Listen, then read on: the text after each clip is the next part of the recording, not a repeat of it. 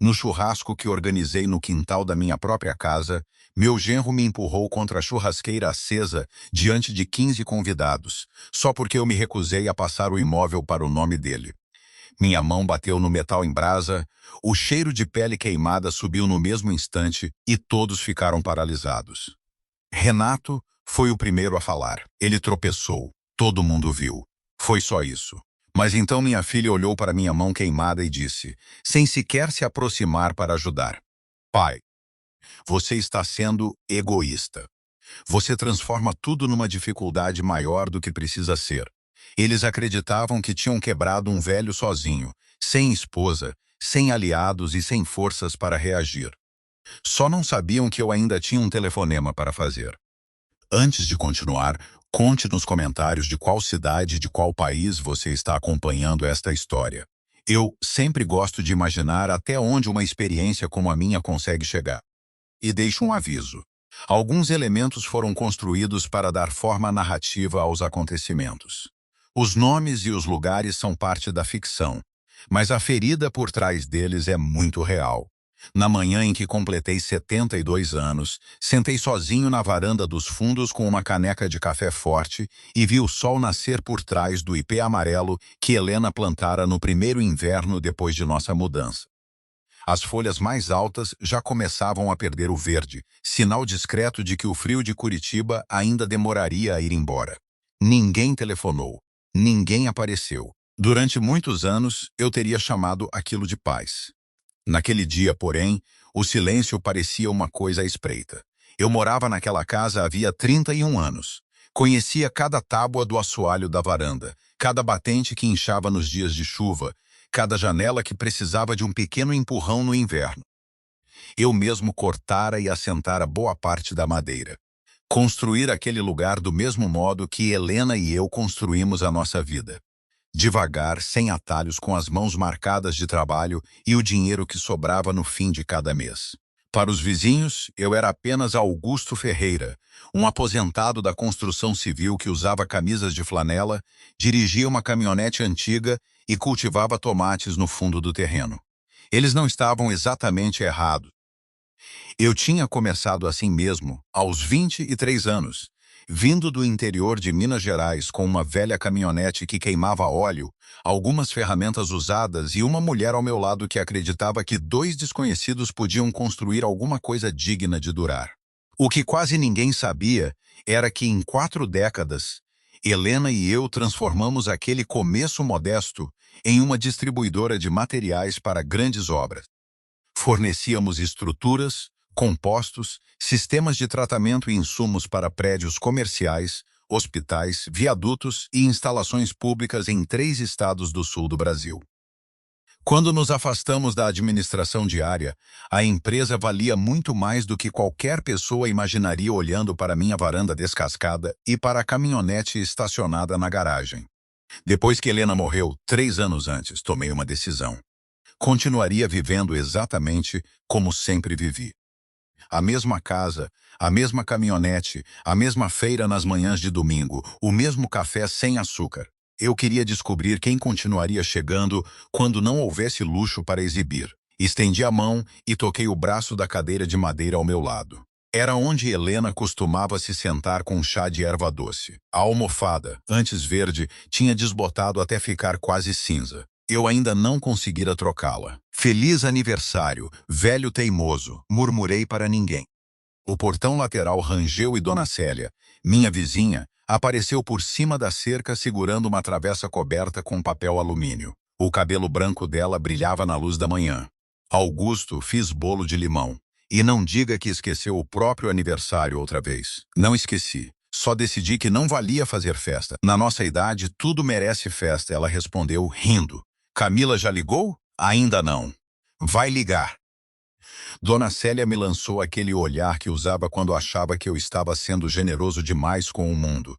Ela conhecia Camila desde os 7 anos, desde a época em que minha filha andava de bicicleta pela rua até os postes acenderem. Você precisa de companhia, Augusto, não apenas de bolo. Tem o IP. Ela balançou a cabeça, ainda sorrindo, e voltou para casa. Entrei na cozinha, coloquei o bolo sobre a bancada e parei diante do armário ao lado da geladeira. Abri a gaveta de baixo. No fundo, debaixo de contas antigas, havia um envelope pardo grosso. Eu não o abria desde o dia em que Helena o colocara nas minhas mãos, 2 semanas antes de morrer. Um dia você vai precisar disso, Augusto. Ela dissera, não por você, pela verdade. Meus dedos ficaram apoiados na borda do envelope por alguns segundos. Depois fechei a gaveta. O telefone tocou. Camila. Oi, minha filha.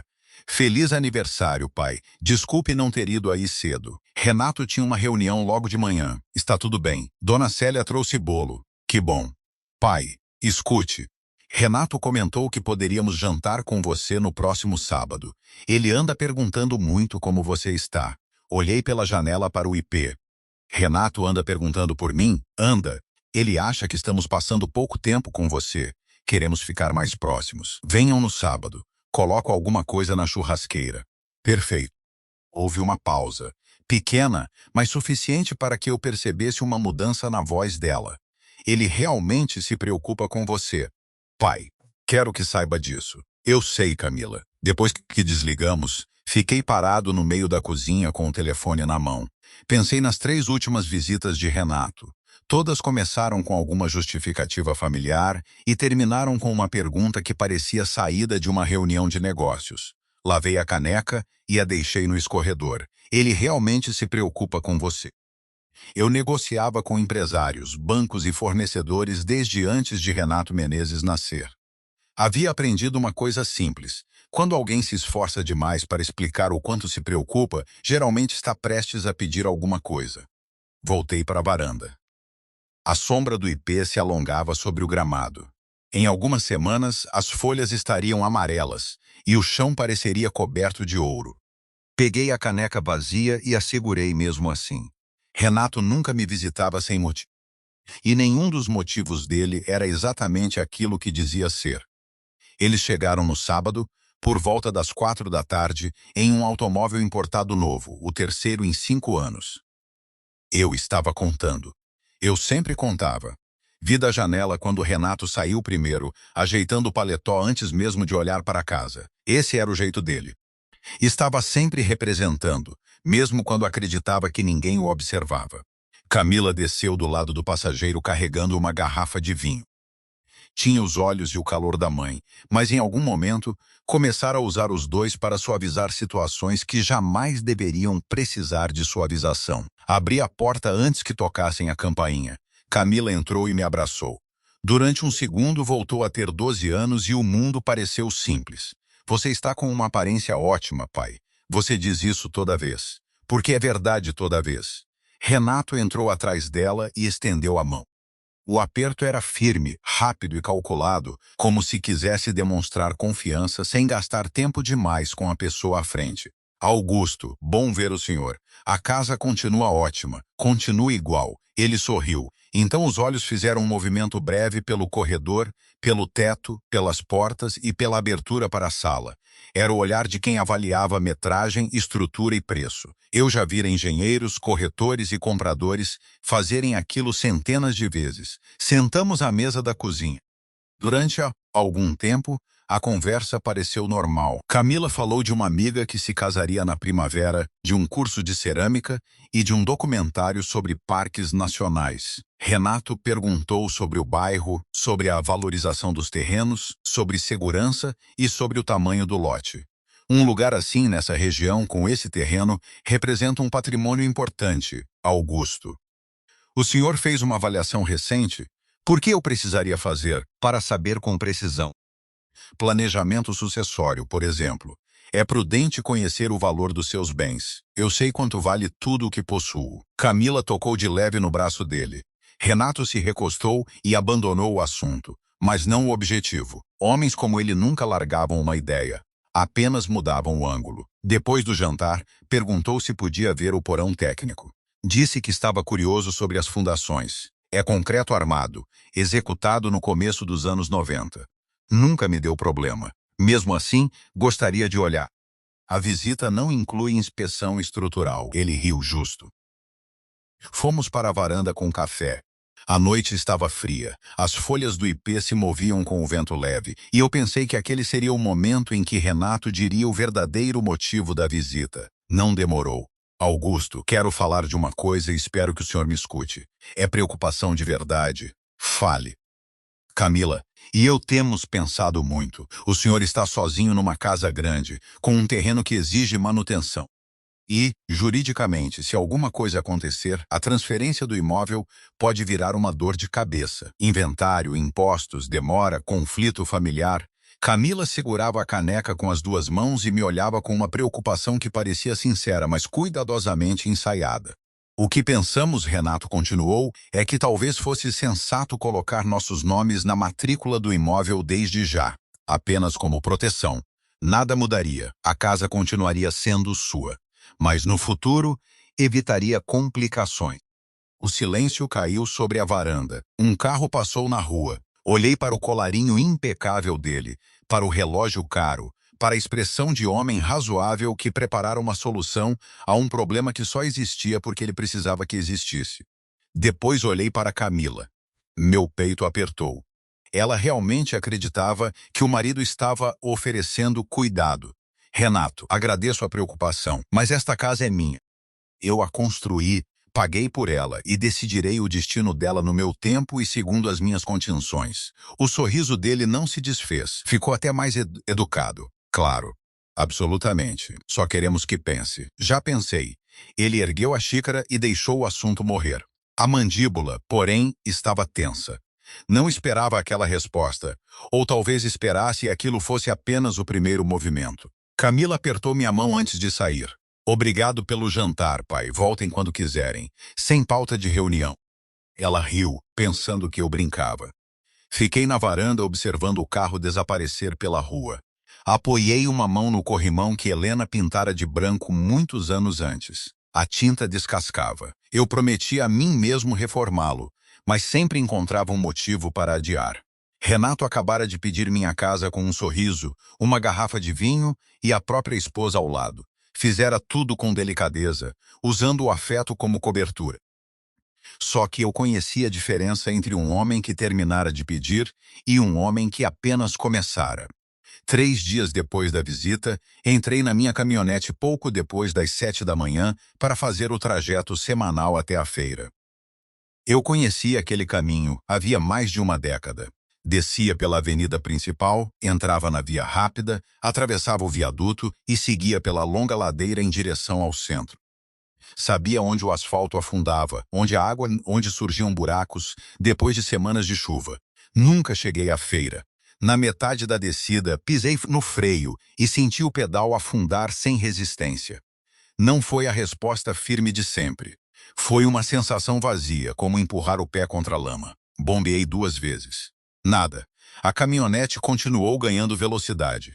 Minhas mãos se fecharam no volante antes que minha mente terminasse de entender. Vamos. Vamos, velha. Não faça isso agora. Eu não entrei em pânico. Já enfrentara acidentes em canteiros, negociações à beira do colapso e os piores dias da doença de Helena. Aprendi que o pânico rouba os poucos segundos que ainda podem salvar você. Girei o volante com força para a direita, levei o veículo para o acostamento de brita e arrastei o pneu dianteiro contra o meio-fio para perder velocidade. A caminhonete tremeu inteira, raspou no concreto e parou contra a base de uma grade metálica. Minha testa bateu no volante. Fiquei sentado, respirando depressa, enquanto o motor seguia funcionando de modo irregular. Uma mulher que caminhava pela calçada correu em minha direção com o telefone na mão. Senhor, está me ouvindo? Vou chamar uma ambulância. Estou bem, respondi pela janela entreaberta, embora minha voz saísse mais fraca do que eu queria. Quando toquei a testa, meus dedos voltaram manchados de sangue. O lado direito do peito doía onde o cinto travara. O punho, torcido contra o volante, começava a inchar. A equipe do Serviço de Atendimento Móvel de Urgência chegou em poucos minutos. Tiraram-me do veículo, colocaram-me sentado na ambulância, comprimiram gás contra o corte e fizeram perguntas de orientação. Meu nome, a data, a cidade, quem governava o país. Respondi tudo sem hesitar. No hospital, um médico jovem limpou o ferimento acima da sobrancelha e disse que eu precisaria de 3 pontos e de uma radiografia no punho. Não havia fratura, apenas lesão nos tecidos e uma contusão no tórax. O senhor teve muita sorte, ele disse. Eu sei. Camila chegou menos de uma hora depois, ofegante, com o casaco abotoado de qualquer jeito, parou ao ver o curativo e levou a mão à boca. Pai, meu Deus! O que aconteceu? Os freios falharam. Estou bem. 3 pontos e um punho dolorido. Ela me abraçou com cuidado, como quem teme machucar uma coisa frágil. Durante aquele abraço, senti exatamente aquilo de que vinha sentindo falta havia muito tempo. Então Renato telefonou. Camila colocou a chamada no viva voz. Augusto, graças a Deus o senhor está bem. Deve ter sido aterrorizante.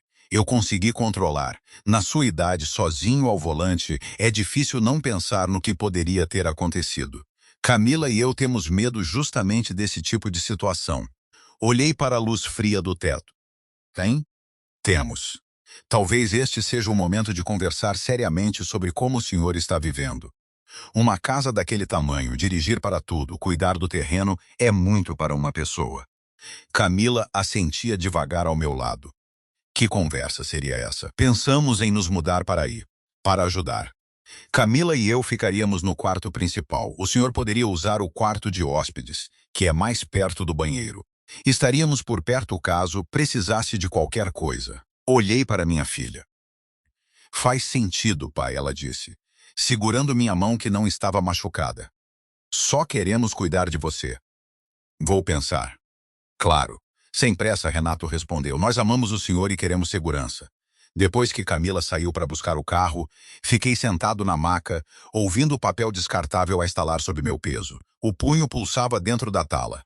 Os pontos puxavam a pele sempre que eu levantava a sobrancelha. Pensei na voz de Renato, calma, carinhosa e perfeitamente oportuna. Então me lembrei de uma coisa. 3 dias antes, enquanto Camila e eu lavávamos a louça, Renato se oferecera para verificar se eu tinha uma lanterna de emergência na caminhonete. Ficara sozinho na garagem por quase 10 minutos. Minha mandíbula se contraiu. Algumas suspeitas precisam ser confirmadas antes de ganharem voz. Eu precisava fazer uma ligação.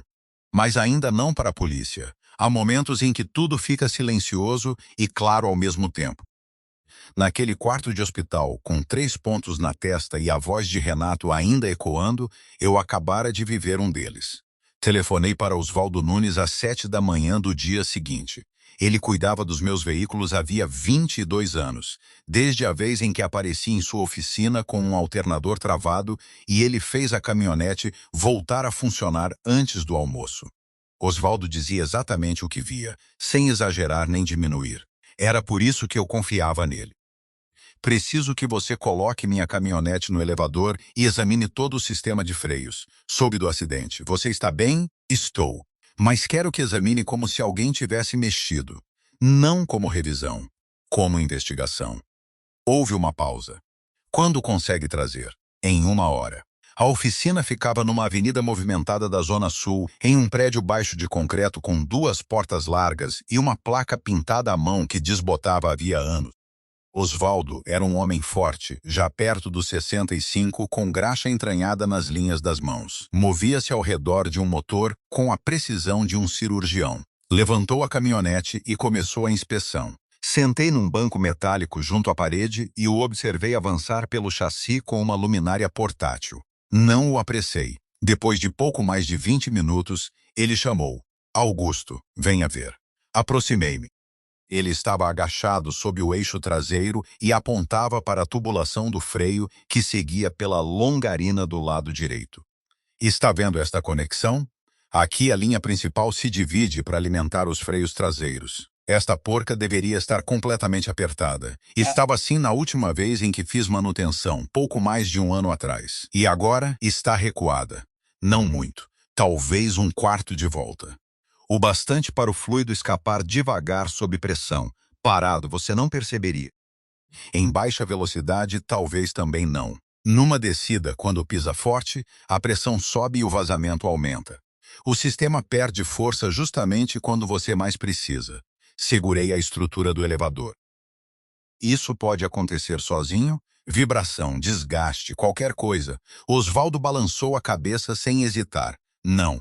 Essa conexão não se solta dessa maneira. Alguém colocou uma chave aqui e girou de propósito. Fez o suficiente para causar uma falha sem deixar o problema evidente. Ele me olhou com o rosto imóvel. Augusto, alguém tentou machucar você. A oficina ficou silenciosa. Ouvíamos apenas o trânsito lá fora e o motor esfriando. Quero fotografias de todos os ângulos. Faça um relatório técnico, explique o que encontrou e o que isso significa. Assine, coloque a data e reconheça a firma.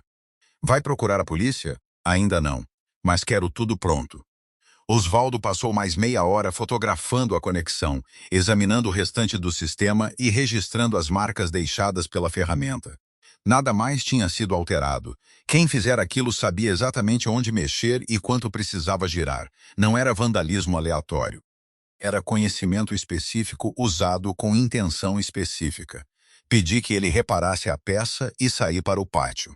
Sob a luz pálida da manhã, peguei o telefone e liguei para o doutor Roberto Brandão. Roberto era meu advogado havia 20 anos.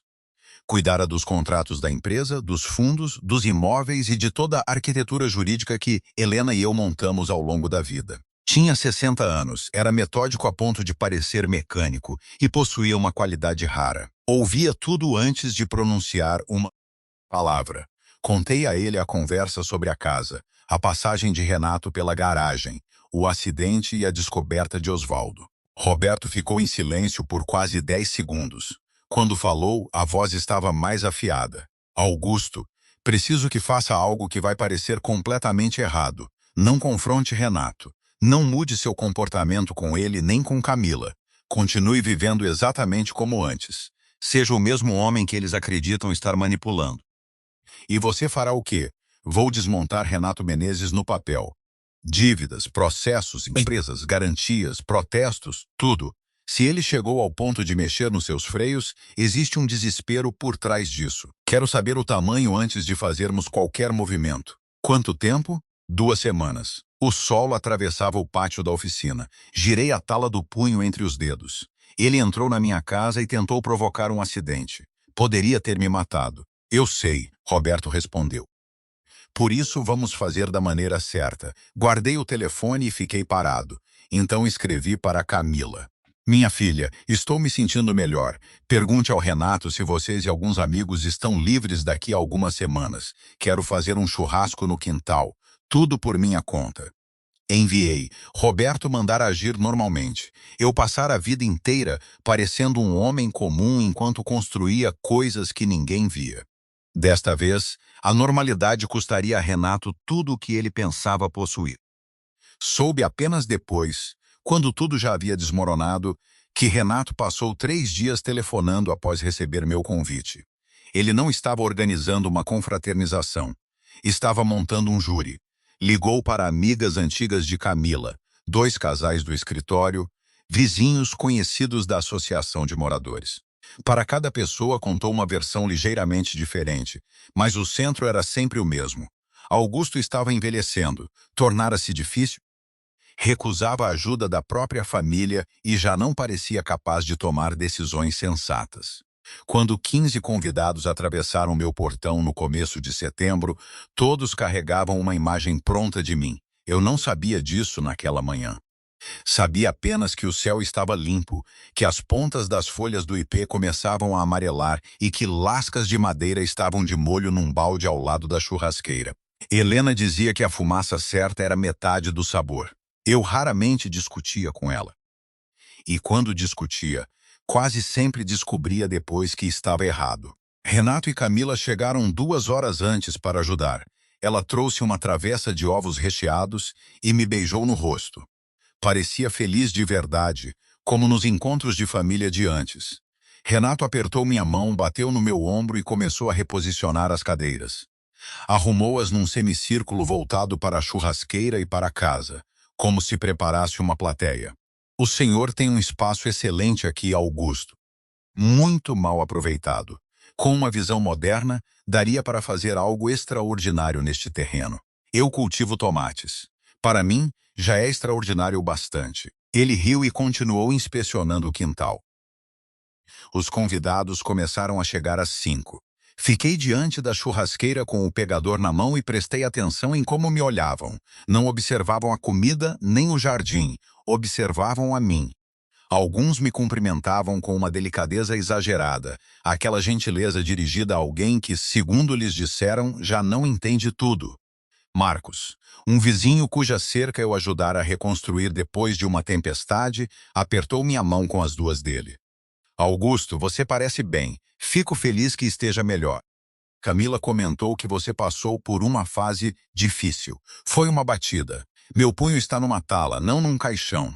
Claro, claro. O importante é ter gente boa ao redor. Uma amiga de Camila chamada Patrícia apareceu com uma taça de vinho e tocou meu braço. Senhor Augusto, acho lindo o compromisso de Camila e Renato com o senhor. Nem todo mundo tem esse apoio. O senhor é um homem de sorte. Sou afortunado de muitas maneiras, respondi. Ela voltou ao grupo. Apertei o pegador uma vez, deixando o estalo metálico desaparecer na fumaça. Renato preparara cada conversa antes mesmo de começarem. Ninguém viera apenas para comer. Eram testemunhas previamente orientadas para ver um velho resistente finalmente aceitar aquilo que todos chamariam de inevitável. Por volta das 6:30, Renato bateu um garfo na borda do copo. O quintal silenciou. Quero agradecer a presença de todos, e especialmente ao Augusto por abrir este lugar tão bonito. Esta casa é especial. Precisamos garantir que ela seja bem cuidada daqui para frente, não é, Augusto? 15 rostos se voltaram para mim. Ergui meu copo.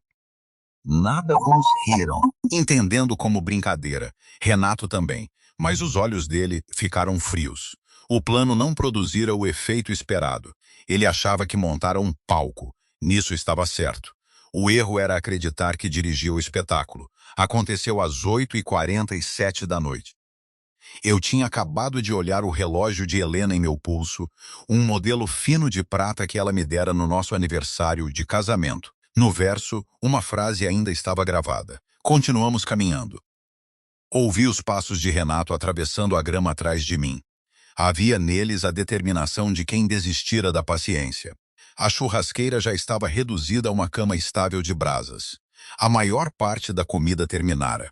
Os convidados estavam mais relaxados, espalhados em conversas sobrepostas. Renato tocou meu cotovelo. Podemos falar ali por um instante? Levou-me para o espaço entre a churrasqueira e a cerca, longe o bastante para parecer privado e perto o bastante para ser ouvido se as vozes subissem. Vou ser direto. Hoje é o momento certo. Todas as pessoas importantes estão aqui. Todos se preocupam com o senhor. Se assinasse a transferência da casa agora, seria um alívio para Camila, para mim e para o senhor. Os documentos estão dentro da casa. Minha resposta não mudou. O senhor está sendo irracional. Estamos tentando ajudar. Você está tentando tomar minha casa. Não é a mesma coisa. O rosto dele ficou vermelho. A máscara educada se rompeu. Sabe qual é o seu problema? O senhor é um velho teimoso que não admite precisar de ajuda. Está sentado sobre um imóvel de quase 8 milhões de reais e mal consegue cuidar do terreno. É orgulhoso e egoísta demais para permitir que a família faça alguma coisa útil com isso. Renato, Camila chamou atrás dele. Baixe a voz. A mão dele atingiu meu ombro. Os dedos apertaram com força. Então veio o empurrão. Eu tinha 72 anos, um punho ainda em recuperação e um corpo que já não absorvia surpresas como antes. Perdi o equilíbrio e dei 2 passos para trás. Minha mão se estendeu por instinto em busca de apoio. Encontrou a lateral da churrasqueira. O metal estava incandescente. O som foi curto e terrível. Um chiado seco de pele contra aço superaquecido. Uma dor branca atravessou minha palma e subiu pelo braço até o ombro. Arranquei a mão dali e a pressionei contra o peito, respirando entre os dentes com os olhos cheios de água. 15 pessoas ficaram imóveis. Renato estava a menos de 1 metro, ofegante, apontando para mim como se eu fosse o culpado. Ele tropeçou, disse depressa. Vocês viram. Ele simplesmente tropeçou. A dor pulsava a cada batida do coração. Endireitei o corpo e olhei em volta. Alguns pareciam horrorizados, outros indecisos. Alguns já desviavam os olhos, procurando qualquer coisa que os livrasse da obrigação de reconhecer o que tinham acabado de testemunhar. Camila abriu caminho entre as pessoas e veio em minha direção. Durante um segundo, acreditei que seguraria minha mão, perguntaria se eu estava bem e voltaria a ser minha filha. Ela parou a 2 passos de mim. O rosto não mostrava preocupação. Mostrava impaciência. Pai, você sempre faz isso. Torna tudo mais difícil do que precisa ser. Olhou para os convidados e voltou os olhos para mim. Você está sendo egoísta. Sempre foi. Minha mão queimada latejava contra a camisa. Meus olhos ardiam, mas não por causa da fumaça. Olhei para minha filha de verdade, para a mandíbula rígida, para os ombros defensivos, para a forma como se colocava ao lado do homem que me empurrara. Alguma coisa dentro de mim não se quebrou. Mudou de posição, como uma peça gasta que finalmente se encaixa num lugar novo e permanente. Com a mão boa, peguei o pegador comprido e o coloquei sobre o pano dobrado ao lado da caixa térmica. Depois me virei e caminhei para dentro da casa. Não olhei para Renato. Não olhei para os 15 convidados. Não olhei para Camila. Minhas botas soaram nos degraus da varanda. A porta de tela bateu suavemente atrás de mim. Entrei na cozinha silenciosa enquanto o cheiro de carvão permanecia do lado de fora. Naquela noite, atravessei minha própria casa pela última vez como apenas um velho discreto. Nenhum deles sabia para onde eu estava caminhando. Eu sabia. O último automóvel saiu da minha garagem às 9h23. Eu sabia a hora porque estava diante da pia, mantendo a palma sob água fria e observando as lanternas desaparecerem pela janela. Ninguém bateu a porta antes de ir embora. Nenhuma das 15 pessoas que comera minha comida, bebera meu vinho e ouvira o discurso de Renato entrou para perguntar se eu precisava de ajuda. Encontrei a caixa de primeiros socorros, lavei a queimadura, cobri a pele com gases sem apertar e deixei espaço para o inchaço. Algumas feridas não aceitam pressa, precisam atravessar o próprio processo. Sentei à mesa da cozinha e pensei em Helena. Não pensei nela como nas manhãs silenciosas, quando a saudade chegava macia e dolorosa. Pensei na mulher que se sentara diante de mim naquela mesma mesa depois de cada decisão difícil da empresa. Ela apertava os lábios, fixava em mim os olhos cinzentos e esperava até que eu dissesse o que realmente pensava. Ele mexeu nos meus freios, Helena. Falei para a cadeira vazia. Hoje empurrou minha mão contra a churrasqueira e chamou de tropeço. A cozinha não respondeu. Mesmo assim, senti aquilo que sempre sentia quando precisava decidir se agia por medo ou por princípio. Helena continuava sendo a medida pela qual eu me avaliava. Perto do fim, com a voz enfraquecida pelos remédios, ela me fizera prometer: não deixe ninguém confundir seu silêncio com fraqueza. Não vou mais ficar em silêncio, eu disse. Só precisava ter certeza. Fui até a garagem e acendi a lâmpada. A caminhonete estava na penumbra. A conexão reparada por Osvaldo permanecia firme, mas as marcas prateadas deixadas pela chave eram visíveis ao redor da peça. Um quarto de volta. Era tudo de que Renato precisara. Ele se agachara naquele mesmo ponto, enquanto eu preparava café a poucos metros de distância. Conhecia mecânica. Anos antes, mencionara que consertava automóveis na juventude para pagar os estudos. Entrara na minha casa, tentara me matar e depois, sentar à minha mesa para pedir a escritura. Voltei para a cozinha e telefonei para Roberto pouco depois das 11. Ele atendeu no segundo toque. Augusto. Renato me empurrou contra a churrasqueira diante de 15 pessoas. Roberto puxou o ar. Você está ferido? Já tive coisa pior. Escute com atenção. Não vou à polícia agora. Não vou criar um confronto com Camila. Vou fazer exatamente o que você recomendou. Vou agir como se nada estivesse acontecendo. Minha voz saiu baixa, firme e estranhamente tranquila. Depois vou deixar Renato entrar sozinho no pior erro da vida dele. Roberto ficou em silêncio por alguns segundos. Estarei na sua casa na segunda-feira, às 7, 6h58. O café fica pronto antes. Ele quase riu. 6h58. Depois da ligação, permaneci sentado por muito tempo. A gaze branca contrastava com a madeira da mesa. Pela primeira vez desde que a porta de tela batera atrás de mim, algo dentro do peito afrouxou. Não era alívio. Era o encaixe final de um plano. Passei 40 anos construindo coisas sem precisar de plateia. O que construiria agora seria a estrutura mais importante da minha vida. Renato não veria um único tijolo sendo colocado. Roberto chegou exatamente às 6h58. Trouxe a pasta de couro gasta e recusou o café que eu lhe ofereci. Isso me mostrou a gravidade da manhã, antes mesmo de qualquer palavra. Sente-se, ele abriu a pasta e alinhou 3 grupos de documentos sobre a mesa. O primeiro era o relatório de Osvaldo, com fotografias, descrição técnica e reconhecimento de firma. Explicava a conexão afrouxada, a perda de pressão e a conclusão profissional de interferência deliberada. O segundo era um dossiê grosso preso por um grampo. Renato Menezes. Roberto disse, tocando a capa. Passei os últimos dias reconstruindo a vida financeira dele. A estrutura foi criada para confundir, mas, depois que separam as empresas, as garantias e as dívidas, o quadro é simples. Abriu um relatório de crédito empresarial. A pontuação pessoal dele está num nível praticamente irrecuperável. Há atrasos antigos, protestos e dívidas em cobrança. Isso não começou agora. E as empresas? 2 ações por descumprimento contratual. Uma de cliente que alega desvio de finalidade na administração de recursos. Outra de ex-sócio por distribuição de lucros não paga. Há também um empréstimo empresarial em atraso, garantido pessoalmente por ele. Roberto virou outra página. Existe uma segunda hipoteca sobre a cobertura onde eles moram. Camila aparentemente não sabe. Foi registrada há pouco mais de um ano atrás. Ele precisa de dinheiro, eu disse. E precisa de uma quantia grande e rapidamente. O único patrimônio próximo capaz de produzir liquidez suficiente é a sua casa. O terceiro documento era uma folha com uma sequência de providências escrita à mão. Antes de explicar o plano, preciso mostrar outra coisa, Roberto falou. Há sinais de que Renato pretende pedir sua interdição parcial e assumir a administração dos seus bens por meio de Camila. A queimadura pulsou sob a gaze. Ele precisaria de uma avaliação médica, não?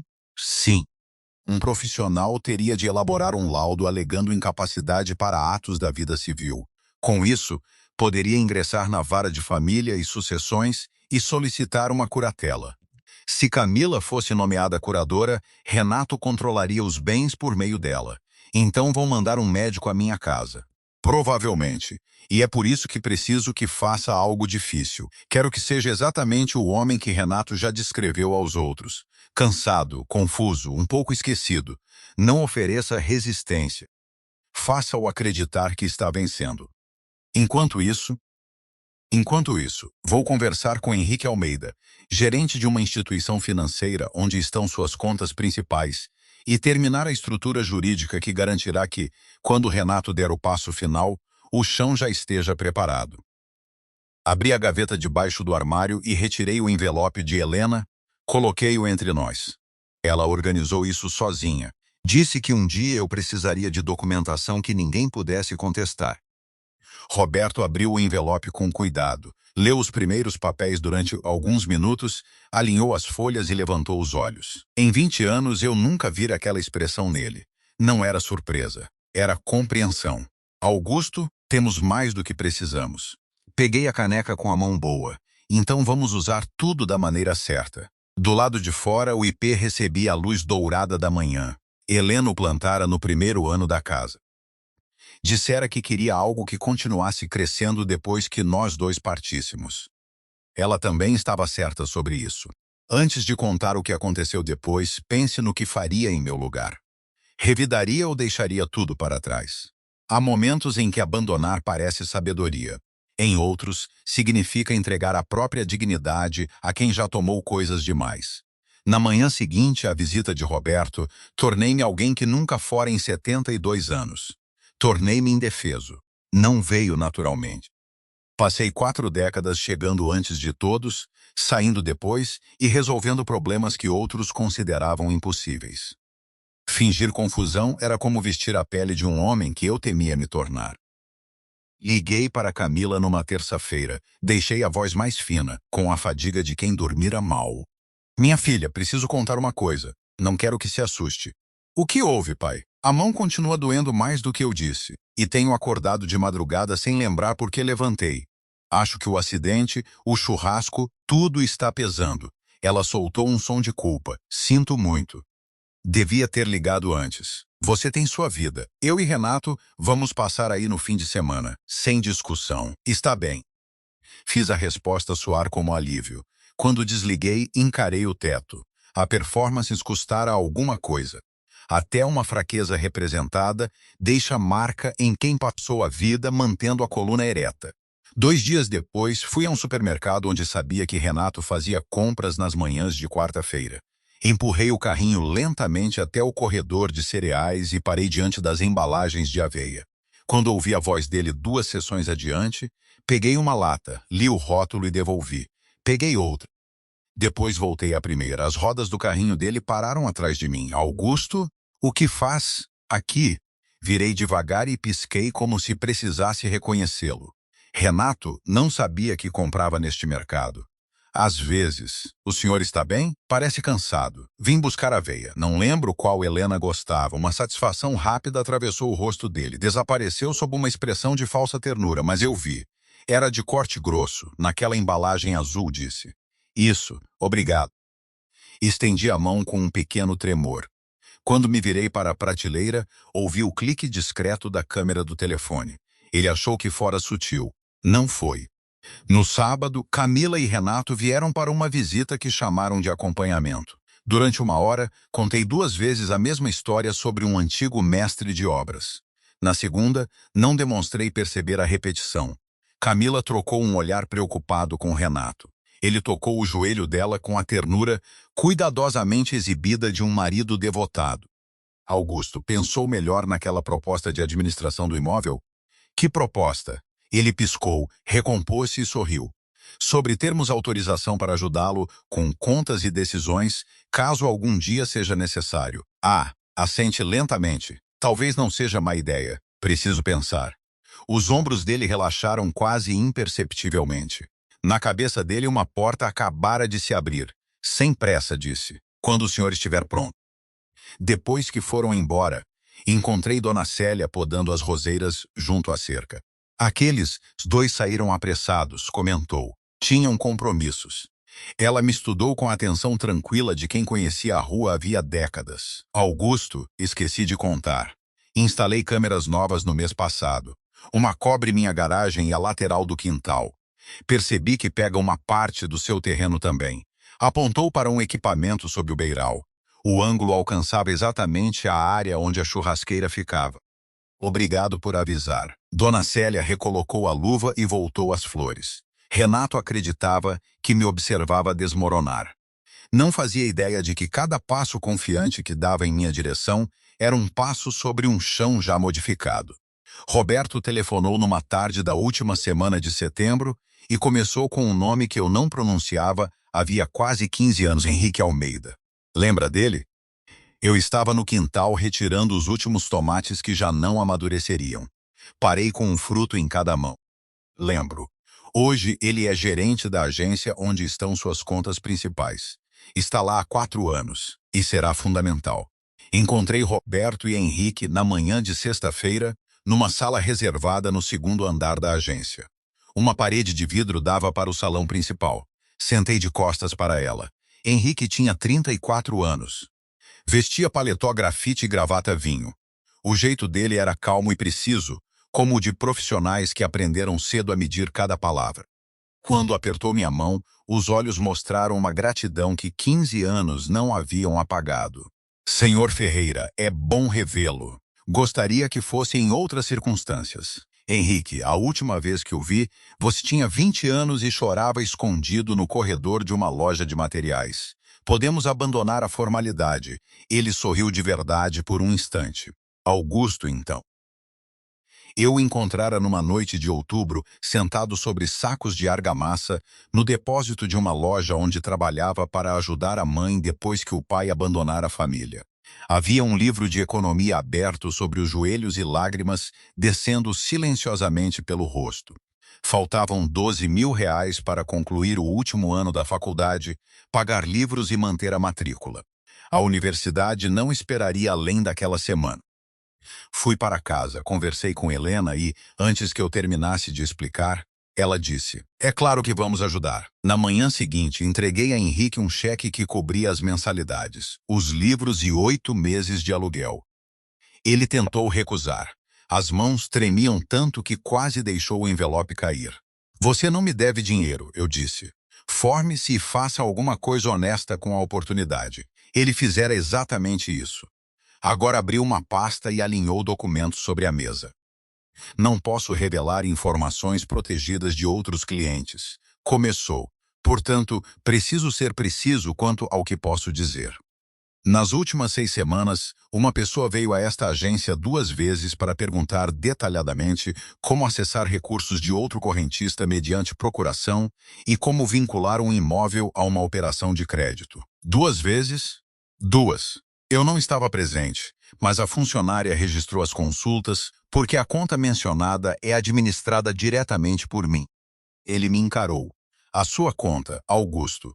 Roberto apoiou a mão na mesa. Alguma movimentação foi realizada? Nenhuma. Nenhuma autorização foi aceita. Mas a outra coisa. Henrique retirou uma folha da pasta e a virou em minha direção. Era uma proposta de empréstimo de uma financeira que atendia clientes rejeitados pelos bancos tradicionais. Minha casa aparecia como garantia principal. Meu nome completo constava como solicitante. Na linha de assinatura havia uma imitação do meu nome. Não é minha, eu disse. Eu sei. Tenho amostras autenticadas de mais de 20 anos. A pressão da caneta, a ligação das letras, a inclinação, nada coincide. Ele respirou antes de continuar. Apresentar assinatura falsa para obter crédito usando imóvel de terceiro como garantia constitui falsidade documental, tentativa de estelionato e fraude financeira. Não estamos diante de simples conflito familiar. Observei a assinatura. Era parecido bastante para enganar quem nunca me vira assinar. Mas o movimento estava errado. Na primeira letra do sobrenome, a linha subia quando a minha sempre descia. Quero uma cópia formalmente certificada. Já está pronta. Henrique deslizou outro exemplar. Havia declaração de que a assinatura não correspondia aos padrões arquivados. Roberto guardou o documento. Olhei para o homem que se tornara Henrique e senti uma mistura de gratidão e orgulho.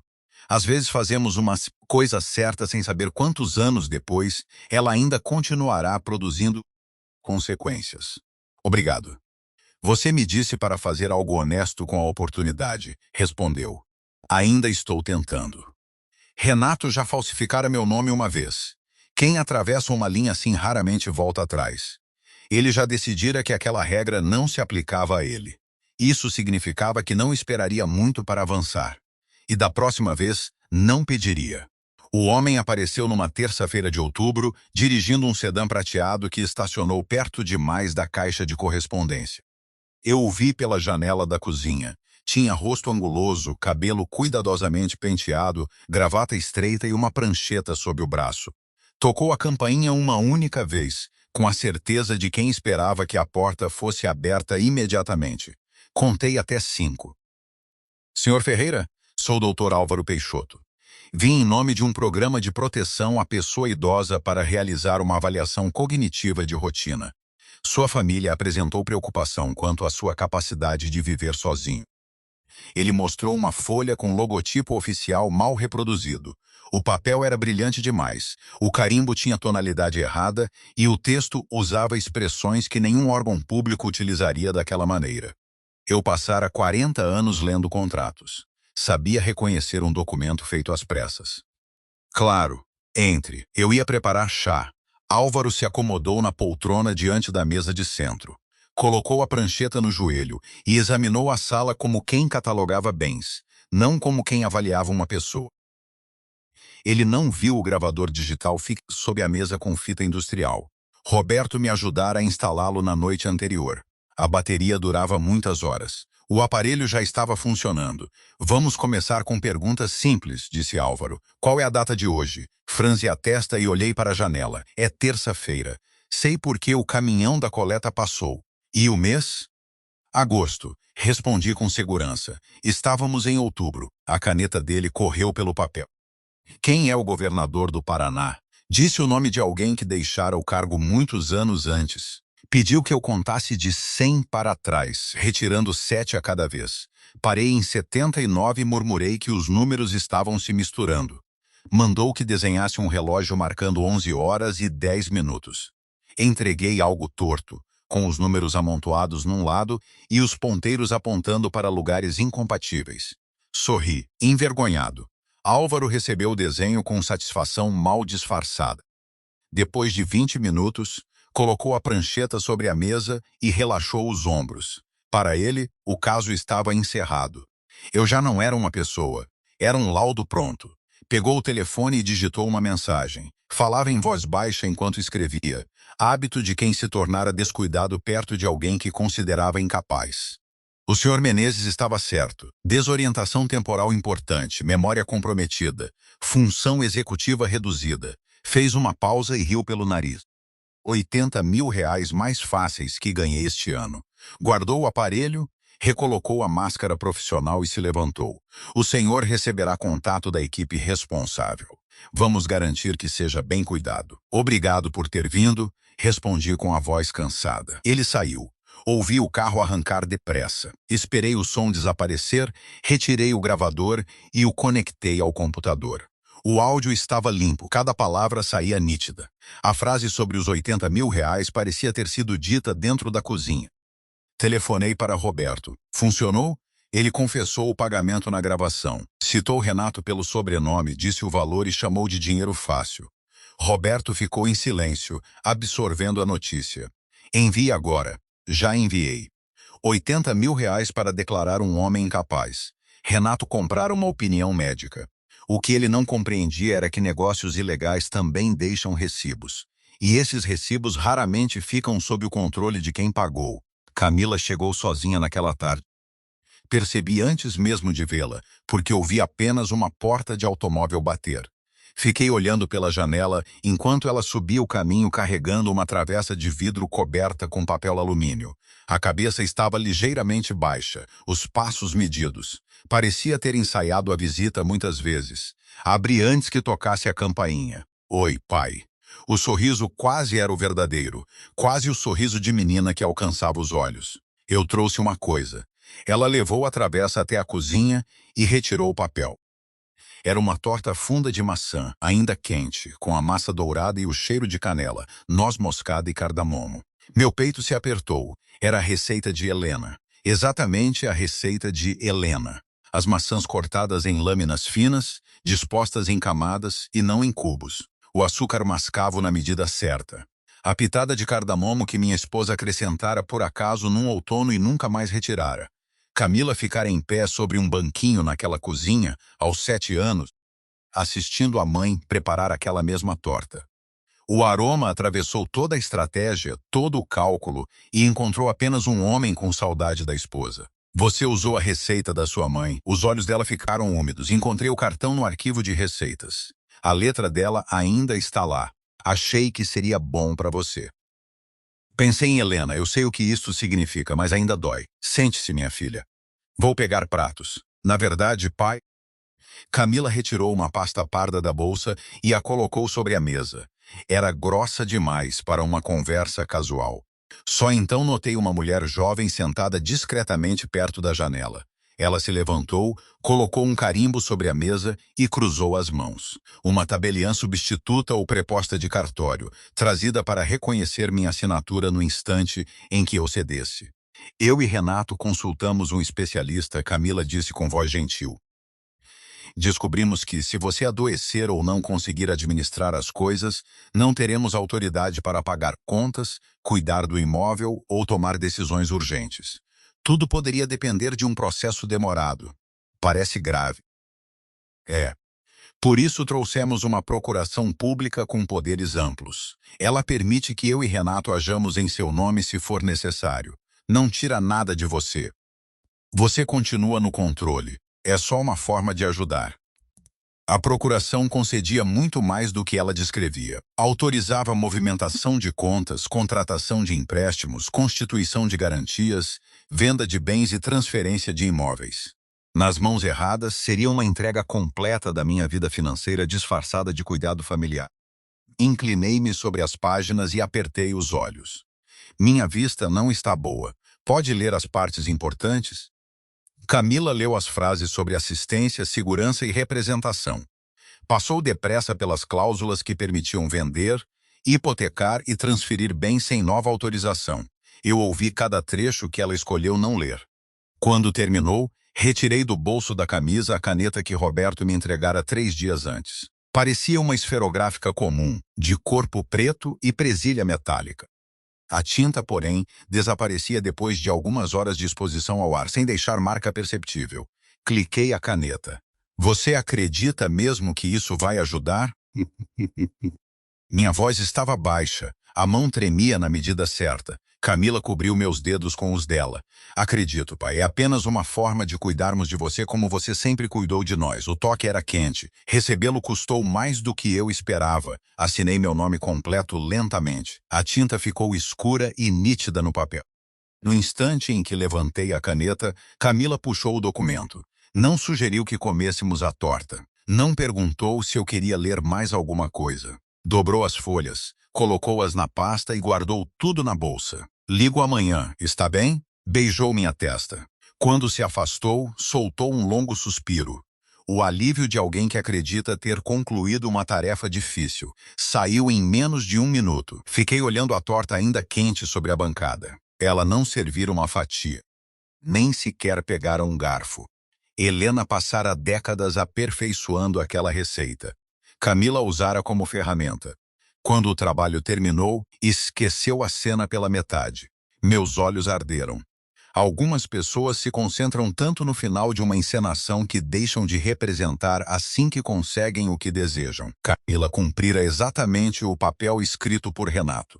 Nenhum dos dois imaginava que, na manhã seguinte, minha assinatura já não existiria. Henrique telefonou pouco depois das 8 da manhã. Eu estava sentado à mesa com o segundo café e o jornal aberto numa palavra cruzada que não havia tentado resolver. A torta continuava coberta na bancada. Eu ainda não sabia se conseguiria comer um pedaço. Augusto, preciso contar o que aconteceu aqui. A voz dele carregava a energia controlada de quem acabara de presenciar algo extraordinário e se esforçava para narrar sem exagero. Prossiga. Renato e Camila entraram na agência às 9h52. O sistema de segurança registrou o horário. Ele vestia um terno escuro e ela carregava a pasta. Não passaram pelos caixas. Foram direto à recepção e pediram pelo gerente usando meu nome. Henrique fez uma pausa. Isso mostrou que ele havia preparado a abordagem. Quando entraram no escritório, Renato permaneceu em pé diante da mesa. Abriu a pasta e disse: precisamos transferir R$ 1.400.000 da conta de Augusto Ferreira. Temos uma procuração pública assinada e reconhecida, com poderes para agir em nome dele. Henrique recebeu o documento, colocou os óculos e leu cada página. Verificou o selo, a identificação da preposta e as testemunhas. Depois chegou à linha da assinatura. O que encontrou? Perguntei, embora soubesse. Nada. Uma linha completamente vazia. Sem tinta, sem pressão, sem qualquer sinal de assinatura. A reação de Renato foi imediata. O rosto ficou vermelho. Ele arrancou o documento das mãos de Henrique, virou contra a luz e esfregou o polegar na linha, como se pudesse fazer a tinta reaparecer. Isso é impossível, Camila disse. Eu vi meu pai assinar. Eu estava ao lado dele. Ele assinou, Renato insistiu. Vocês fizeram alguma coisa com este papel. Henrique alinhou o documento na mesa e respondeu com a calma de quem não precisava disputar volume de voz. Senhor Menezes, não posso autorizar uma transferência com base numa procuração sem assinatura válida. Isso não é uma decisão interna. É requisito elementar de validade documental. Então acrescentou: também preciso informar que apresentar documento a uma instituição financeira alegando poderes inexistentes pode configurar tentativas de terceiro, pode configurar tentativa de fraude. Renato apontou para Henrique, tremendo de raiva. Quero o nome do seu superior. Vou fazer com que você perca o emprego. Henrique pressionou o alerta silencioso sob a mesa. Em menos de 2 minutos, 2 seguranças apareceram na porta. Os senhores permanecerão aqui enquanto concluímos o registro da ocorrência interna, ele informou. Não estão detidos, mas precisamos identificar todos os envolvidos e comunicar a tentativa ao setor de prevenção, a fraudes e às autoridades competentes. Por um instante, Renato perdeu completamente a máscara. Não foi raiva que apareceu, foi medo. Eles permaneceram tempo suficiente para a identificação e para o relatório. A notificação formal saiu naquela mesma manhã. Desliguei e tomei o café, já frio. Um animal encurralado não desiste quando encontra uma saída, procura outra. Normalmente, mais ruidosa, mais desesperada e mais destrutiva. Eu sabia que Renato não tinha terminado. Contava com isso.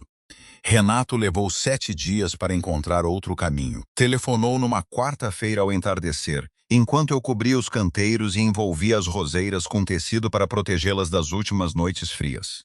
O telefone estava sobre o corrimão. Vi o nome dele aceso na tela e deixei tocar 2 vezes. Augusto. A voz havia mudado, o tom polido de consultor desaparecera. Restava algo duro, exposto, sem verniz. Vou ser absolutamente direto. Agradeço. Tenho uma gravação do churrasco. Imagens de segurança. Mandei um profissional editar. O vídeo mostra o senhor perdendo o equilíbrio e caindo contra a churrasqueira. Não mostra nada anterior. Apenas o senhor se desequilibrando e tocando o metal. Ele deixou uma pausa calculada. Se eu apresentar isso à Polícia Civil e afirmar que o senhor vem fazendo acusações falsas, sua situação ficará complicada. Principalmente depois da avaliação que confirma seus problemas cognitivos. A mão que segurava o tecido ficou imóvel. O que você quer? Deixei a pergunta sair fina, assustada, como ele esperava. Quero a transferência definitiva do imóvel para Camila e para mim. Sem usufruto, sem condição, sem reserva. A escritura já está pronta. O senhor irá ao escritório do advogado na sexta-feira, assinará diante do tabelião e tudo termina. Nenhum vídeo, nenhuma denúncia, nenhuma exposição. Sentei no degrau da varanda e olhei os canteiros cobertos. As roseiras de Helena estavam protegidas para a estação seguinte. E se eu não for? Na sexta de manhã, envio o vídeo a emissoras, jornais e páginas locais. Digo que um idoso confuso atacou o genro durante uma reunião familiar e depois inventou uma agressão. Entrego o laudo médico. O senhor não recuperará a reputação. A voz dele apertou. Assine a escritura. Soltei o ar devagar, como um homem esvaziando. Está bem. Envie o endereço. O escritório ficava numa pequena galeria comercial, entre uma empresa de contabilidade e um salão de beleza. Eram 2 salas estreitas, móveis baratos e um advogado acostumado a negócios simples. Quando contei o endereço, Roberto comentou: exatamente o tipo de profissional que reconhece uma transferência sem examinar o histórico registral completo, nem levantar passivos administrativos vinculados ao imóvel. Era disso que precisávamos. Cheguei às 10 da manhã de sexta usando minha camisa de flanela e botas antigas. Renato já estava sentado à mesa com café e a postura de quem gastara mentalmente o dinheiro antes de recebê-lo. Estava abatido. Olheiras profundas, mandíbula contraída, dedos inquietos. Mesmo assim, levantou-se e apontou para a cadeira como se fosse anfitrião. Obrigado por vir, Augusto. Sentei devagar. O advogado empurrou a minuta da escritura para mim. Meu nome aparecia como transmitente, Camila e Renato, como adquirentes. O imóvel era transferido em caráter definitivo, com todos os direitos, obrigações, ônus aparentes e não aparentes vinculados à matrícula. Renato se inclinou. Ele não conseguiu resistir à necessidade de dizer o que pensava. Homens como ele precisam transformar a vitória imaginada em discurso. Sabe qual sempre foi o seu problema? O senhor trabalhou a vida inteira com as mãos e acredita que isso o tornou especial. Acha que, porque carregou peso, construiu parede e voltou para casa sujo, entende como o mundo funciona. Ele balançou a cabeça. Não entende. Homens como eu trabalham com a mente. Movemos dinheiro, criamos pressão, usamos alavancagem. Neste momento, estou usando a única coisa que o senhor realmente tem, esta casa, e não há nada que possa fazer. Deixei as palavras pousarem como chuva sobre pedra. Olhei para o relógio caro, para a confiança oca e para o homem desesperado escondido sob o terno. Senti uma tristeza profunda, não por mim, mas pela distância entre aquilo que ele acreditava ser e aquilo em que havia se transformado. Peguei a caneta oferecida pelo advogado.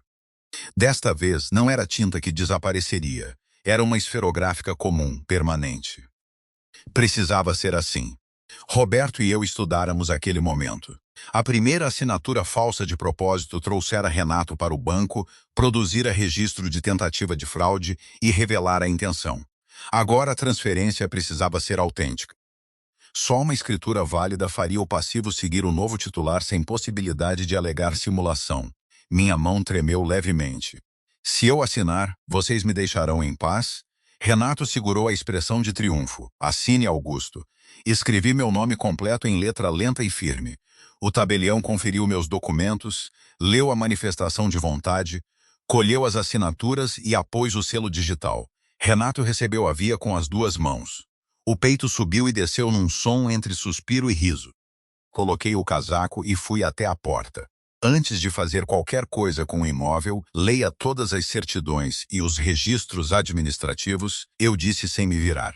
Dirija com cuidado, Augusto. Ele respondeu. Saí para o ar frio de outubro. No estacionamento, telefonei para Roberto. Está concluído. A escritura foi formalizada às 10h47. Eles pediram certidão completa de uso anterior, passivos ambientais ou histórico da empresa? Nenhuma pergunta. Roberto ficou em silêncio por um instante. Então ele aceitou tudo. Aceitou. Entrei na caminhonete. O motor funcionou de primeira. Renato acreditava que minha assinatura representava o momento em que eu perdera tudo. Não sabia que, ao colocar o próprio nome no documento, assumir um peso que poderia levar o restante da vida para remover. 2 dias depois, fiquei do outro lado da rua, observando um chaveiro perfurar as fechaduras que eu instalara muitos anos antes. Roberto recomendara que eu não fosse.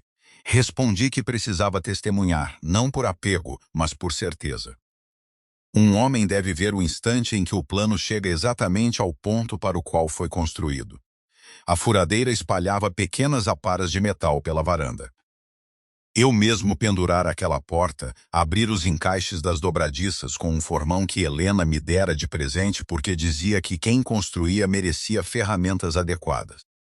Renato apareceu no vão, acompanhando o serviço com a energia possessiva de quem inventariava uma conquista. Não olhou para o outro lado da rua. Já estava preso à história que escrevera para si. O velho teimoso fora finalmente derrotado, a casa agora era dele e todas as dívidas desapareceriam. Então um veículo escuro com identificação oficial parou diante do portão. Desceram um homem e uma mulher, ambos com pastas nas mãos. Caminharam até a porta e bateram 3 vezes, firmes e sem pressa. Vi Renato receber os documentos. A cabeça dele baixou para ler a primeira folha, subiu, baixou outra vez. Mesmo à distância, vi o sangue desaparecer do rosto. Virei-me, fui para a caminhonete e dirigi até o escritório de Roberto. Ele já me esperava com uma pasta aberta sobre a mesa. Sente-se. Preciso explicar o mecanismo com exatidão. Prossiga. 12 anos antes, quando nossa distribuidora operava em escala máxima, precisávamos de um ponto auxiliar para guardar temporariamente solventes industriais, compostos de impermeabilização, agentes de tratamento e outros materiais destinados a grandes obras. O galpão principal estava em reforma, e parte da área técnica da residência foi licenciada temporariamente como unidade auxiliar de trânsito e armazenagem. Roberto apontou para a primeira certidão. O licenciamento foi regular. Houve autorização municipal, registro estadual, plano de controle e vínculo com a empresa. Quando a operação foi reduzida, a atividade cessou, mas a baixa definitiva dependia de auditoria ambiental, encerramento fiscal e declaração de descontaminação. E isso nunca foi encerrado. Não. Helena decidiu manter o registro aberto porque a empresa ainda podia precisar do endereço como ponto de contingência. Depois da doença dela, o processo ficou suspenso. O passivo permaneceu ligado à matrícula e ao local físico. Roberto virou a segunda folha. Enquanto o imóvel estava dentro do fundo patrimonial e protegido pela estrutura empresarial, as obrigações eram limitadas à pessoa jurídica e compensadas por garantias existentes.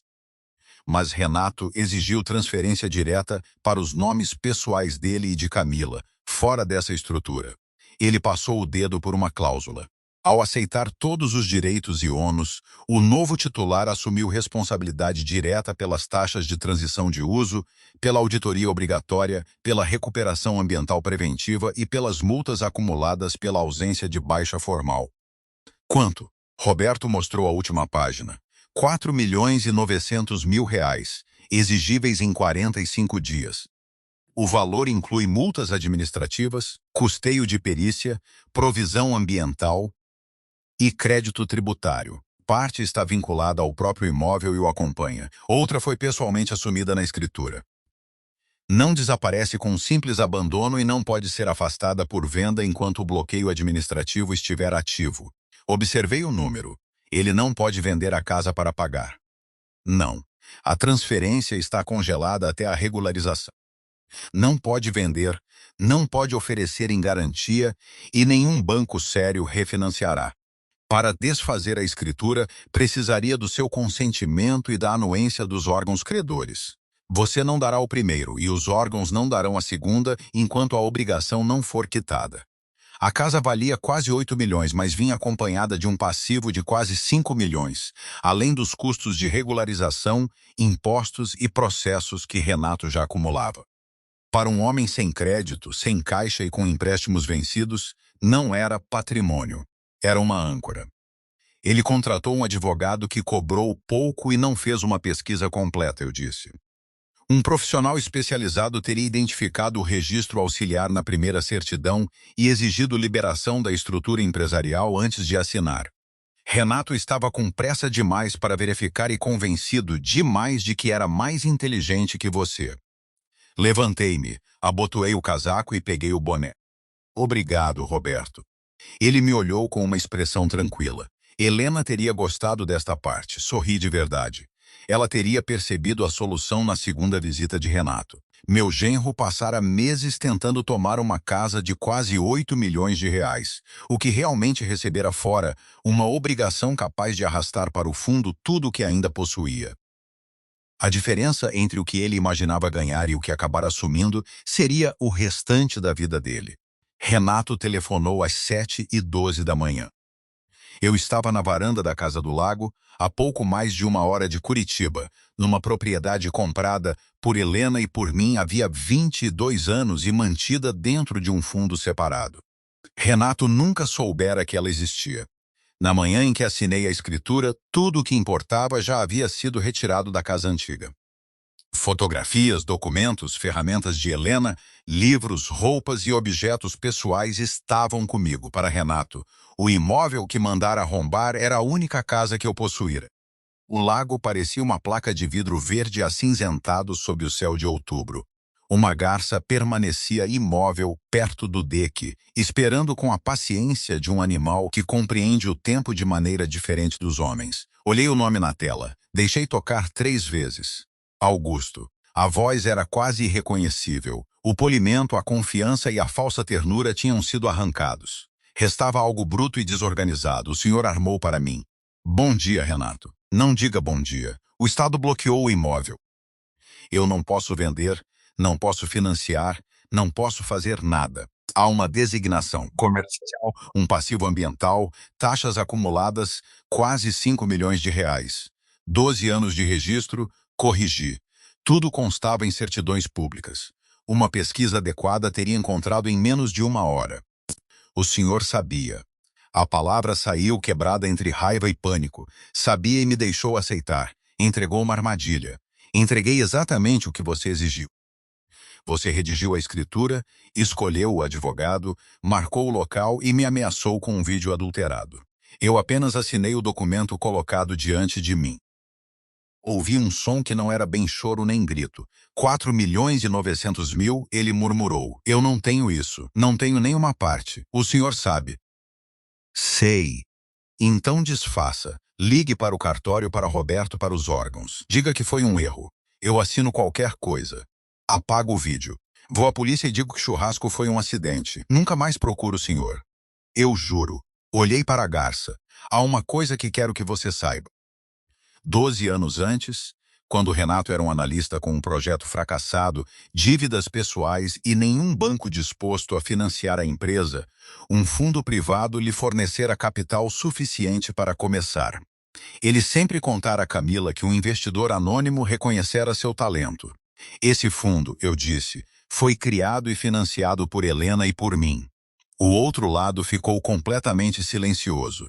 Investimos 11 milhões de reais na estrutura que permitiu o nascimento da sua empresa. Fizemos isso porque Camila amava você e porque acreditamos de verdade que poderia se tornar um homem digno de retribuir esse amor. Minha voz permaneceu calma. Nós lhe demos a base. Você usou essa base para construir uma mentira. Depois tentou roubar a casa que as mãos de Helena ajudaram a erguer. Renato começou a chorar. Não eram lágrimas controladas para influenciar alguém. Era um choro desfeito, feio, involuntário. O som de uma pessoa que finalmente percebera a dimensão do que fizera. Eu não sabia, ele disse. Não sabia que tinham sido vocês. Eu sei. Essa é a parte mais triste. Encerrei a ligação e coloquei o telefone virado para baixo sobre o corrimão. A garça abriu as asas e atravessou o lago sem ruído. Pouco depois, chegou uma mensagem de Roberto. A Polícia Federal abriu investigação formal por fraude financeira, falsidade documental, coação e corrupção de profissional. As representações foram recebidas. Agora terminou, Augusto. Segurei a caneca com as duas mãos. O calor atravessou a cicatriz na palma direita, lembrança do metal da churrasqueira. Em algum ponto da cidade, Renato estava dentro da casa que tomara de mim, entendendo que nunca jogara contra um velho indefeso. Jogara contra o homem que construíra a primeira oportunidade da vida dele. E nem sequer sabia que havia regras. As semanas seguintes não foram dramáticas como as pessoas imaginam a justiça. Não houve explosões, discursos diante de câmeras ou confissões em escadarias de tribunais. Houve a máquina lenta da lei, depoimentos, apreensões, perícias, cruzamento de mensagens, análises de documentos e intimações entregues em silêncio. E houve uma mulher que finalmente parou de desviar os olhos. Roberto me telefonou numa noite do começo de novembro. Renato prestou depoimento hoje. Decidiu colaborar. O que disse? Disse que Camila planejou tudo. Alegou que ela o pressionou a buscar a casa, que controlava as finanças do casal e que ele apenas tentava ser um marido leal. Descreveu sua filha como a autora principal da fraude. Fechei os olhos. Não fiquei surpreso. A dor vinha justamente de ver uma previsão que eu desejava estar errada se cumprir. Ele está tentando reduzir a própria pena oferecendo uma cúmplice, Roberto continuou. Camila sabe. Mostraram o depoimento a ela hoje à tarde. Leu tudo sem falar. Pediu um copo de água e ficou segurando por vários minutos sem beber. Imaginei minha filha lendo as palavras do marido. 11 anos de casamento reduzidos a instrumento de defesa. O homem que ela protegera contra o próprio pai agora a colocava diante de uma possível condenação para salvar a si mesmo. Ela me telefonou depois, Roberto disse. Não procurou advogado criminalista. Procurou a mim. Pediu que eu contasse a verdade sobre você. A empresa, os imóveis, o fundo, o investimento em Renato, tudo. E você contou. Contei. Achei que era o que gostaria. Fez bem. Ela não chorou enquanto eu falava. Apenas repetia que não sabia. Depois disse uma frase. Eu não sabia quem era meu marido. E também não sabia quem era meu pai. Coloquei a caneca no corrimão. Onde está agora? É por isso que liguei.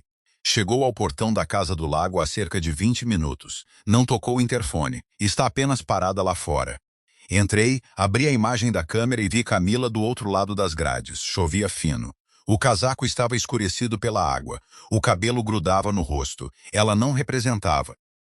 Não parecia ter preparado o discurso. Era apenas uma mulher sozinha na chuva, diante de um portão, sem saber para onde mais ir.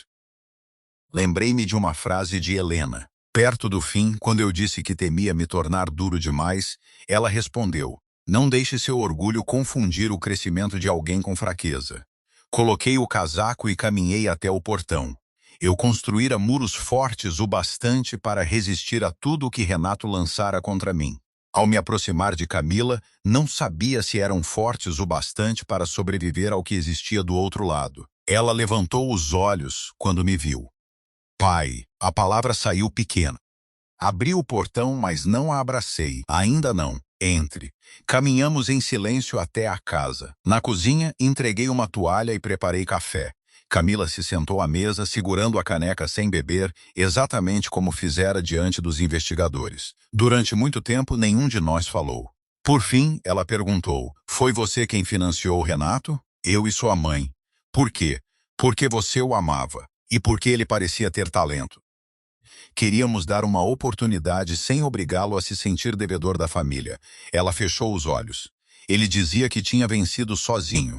Muitas pessoas recebem ajuda e, depois, reescrevem a própria história para não se sentirem pequenas. Camila passou as mãos pelo rosto. "Eu vi a sua mão queimada. Vi o que ele fez. Mesmo assim, fiquei ao lado dele. Sim, eu queria que você dissesse que eu estava sendo manipulada." "Você estava sendo manipulada, mas também fez escolha." Ela encolheu como se a frase tivesse peso físico. Eu não a suavizei. A verdade sem responsabilidade vira desculpa. Eu não pretendia salvá-la desse aprendizado. Camila chorou sem som. Depois contou que Renato controlava as contas, escondia correspondências, inventava urgências, transformava qualquer dúvida dela numa prova de deslealdade. Disse que ele repetia que eu a abandonaria e que a única forma de proteger o futuro era tomar o controle antes que eu entregasse tudo a desconhecidos. Eu escutei. Não disse que aquilo apagava o churrasco. Não apagava. Não disse que anulava a procuração, a mentira no banco ou os meses de pressão. Não anulava. Quando terminou, perguntei: "O que fará agora?" "Vou contar tudo. Sem proteger Renato e sem me proteger com mentiras. Entregarei mensagens, documentos e senhas. Aceitarei as consequências." Assenti. Essa é a primeira decisão honesta que toma muito tempo. Ela me olhou. "Ainda sou sua filha?" A pergunta atingiu um lugar que nenhuma ameaça de Renato alcançara. "Você nunca deixou de ser. Mas ser minha filha não significa que não existam limites, nem que tudo volte a ser como antes." Camila baixou a cabeça. "Eu entendo." Naquela noite ela dormiu no quarto de hóspedes. Pela manhã foi embora para prestar novo depoimento. Não pedi que ficasse. Não prometi resolver os problemas dela. Apenas entreguei um guarda-chuva e disse: "Comece pela verdade. Depois continue um dia de cada vez." Ela assentiu e caminhou até o carro. Novembro avançou devagar. O frio voltou a ocupar as manhãs e as árvores ao redor do lago perderam quase todas as folhas. Eu mantinha uma rotina simples: café cedo, caminhada curta pelo Dequi, leitura dos relatórios enviados por Roberto e trabalho no pequeno galpão de ferramentas.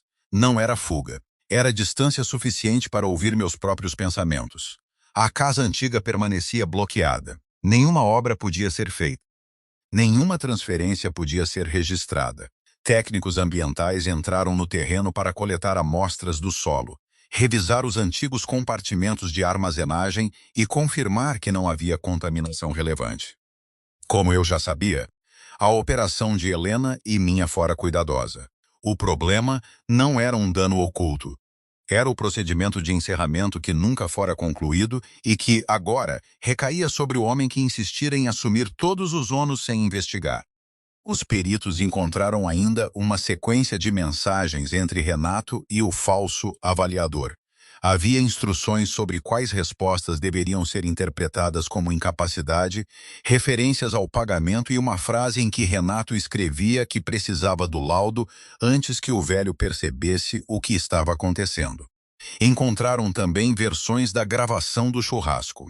O arquivo original, recuperado do computador usado na edição, mostrava o empurrão com clareza. A câmera de Dona Célia registrara Renato segurando meu ombro, avançando o corpo e me lançando para trás.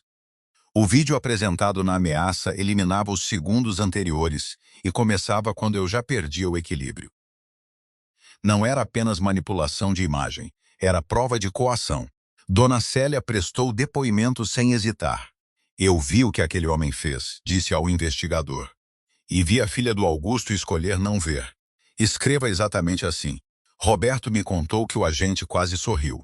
Osvaldo entregou a chave usada como referência, o relatório do freio e fotografias das marcas. Não havia imagem de Renato na garagem naquela noite, mas as mensagens... O conhecimento mecânico e a sequência dos acontecimentos sustentavam a investigação. A tentativa contra os freios passou a ser tratada como possível lesão grave com dolo eventual, além de dano e fraude contra a pessoa idosa. Nada disso me trouxe alegria. A justiça, quando chega depois de uma traição familiar, não devolve o tempo anterior. Apenas impede que o dano continue crescendo. Camila colaborou, entregou o telefone, o computador, os acessos às contas e os contratos escondidos por Renato. Descobriu que a cobertura estava prestes a ser retomada, que havia impostos em atraso e que boa parte das joias que ele lhe dera fora comprada com cartões empresariais não pagos. Também descobriu que o marido mantinha uma conta paralela para onde desviava valores antes de declarar prejuízos aos sócios. A vida que ela defendera era uma fachada sustentada por empréstimos, ameaças e dinheiro alheio. Em certo sentido, minha filha perdeu tudo no mesmo mês. O marido que imaginava ter, o apartamento, a reputação entre amigos e a narrativa que contava sobre si mesma. Mas perder uma mentira não é o mesmo que perder a vida. Às vezes é o começo dela. Roberto sugeriu que eu ajudasse Camila financeiramente durante o processo. Não diretamente, respondi. Ela precisa de um teto seguro e de assistência jurídica. Isso eu forneço, mas não pagarei para que continue vivendo como antes. Ele concordou. Por meio de uma estrutura administrada por terceiros, garantiu um pequeno apartamento alugado por 6 meses e o atendimento de uma defensora particular independente. Camila não recebeu acesso ao fundo, às empresas nem às minhas contas. Não havia cartões, mesadas ou promessas de herança. Ela começou a trabalhar em uma cooperativa de cerâmica e design, usando o curso que antes tratava como passatempo. O salário era modesto. Pela primeira vez em muitos anos, pagava as próprias compras e calculava quanto restaria no fim da semana. Certa vez, enviou-me uma fotografia das mãos cobertas de argila. Agora entendo por que você dizia que construir muda a pessoa, e escreveu. Eu respondi apenas. Muda quando a pessoa não abandona o trabalho no meio. Não era frieza. Era cuidado sem ilusão. No fim de novembro, fui chamado para prestar depoimento complementar. A sala da Polícia Federal era simples, com paredes claras, mesa de fórmica e um gravador oficial. O delegado me pediu que narrasse tudo desde a primeira conversa sobre a escritura. Falei por quase 3 horas. Descrevi a expressão de Renato ao olhar para a casa, a visita à garagem, o pedal de freio sem resistência, o relatório de Osvaldo, o empurrão, a frase de Camila, o falso médico, a procuração, a ameaça com o vídeo e a transferência final. O delegado perguntou: o senhor sabia do passivo quando assinou a escritura? E sabia que o senhor Renato não havia feito a pesquisa adequada? Sabia que as informações eram públicas e que ele estava acompanhado de advogado. Também o avisei para ler o histórico antes de usar o imóvel. O senhor desejava prejudicá-lo? Desejava impedir que continuasse me prejudicando. Assinei exatamente o documento que ele redigiu e exigiu mediante ameaça. Não falsifiquei informação, não escondi registro público e não forcei ninguém a aceitar o bem. O delegado apoiou as costas na cadeira. É uma distinção importante. Eu sabia. Roberto sabia. Helena teria sabido antes de todos nós. Ao sair, encontrei Camila no corredor. Ela aguardava para outro depoimento. Usava calça simples, casaco escuro e nenhum dos acessórios caros de antes. Parecia cansada, mas presente. Ficamos frente a frente. Como está? Perguntei assustada. É uma resposta honesta. Ela respirou. Meu advogado acha que, por eu ter colaborado e não ter participado da falsificação inicial nem do pagamento ao avaliador, talvez responda em liberdade e faça um acordo.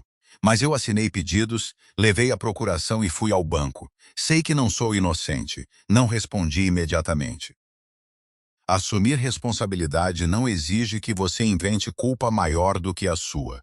Diga a verdade com precisão. Nem menos, nem mais. Camila assentiu.